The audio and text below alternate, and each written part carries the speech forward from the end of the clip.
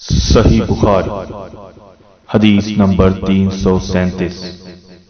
ابن عباس رضی اللہ تعالی عنہ کے غلام عمیر بن عبداللہ نے کہا کہ میں اور عبداللہ بن یسار جو کہ میمونہ رضی اللہ تعالی عنہ زوجائے نبی کریم صلی اللہ علیہ وسلم کے غلام تھے، ابو جہیم بن حارث بن زمان ساری کے پاس آئے۔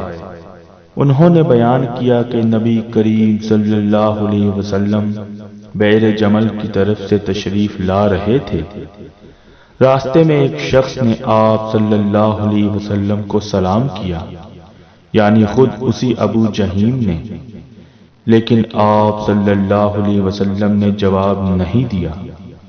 پھر آپ صلی اللہ علیہ وسلم دیوار کے قریب آئے اور اپنے چہرے اور ہاتھوں کا مسح کیا، پھر ان کے سلام کا جواب دیا۔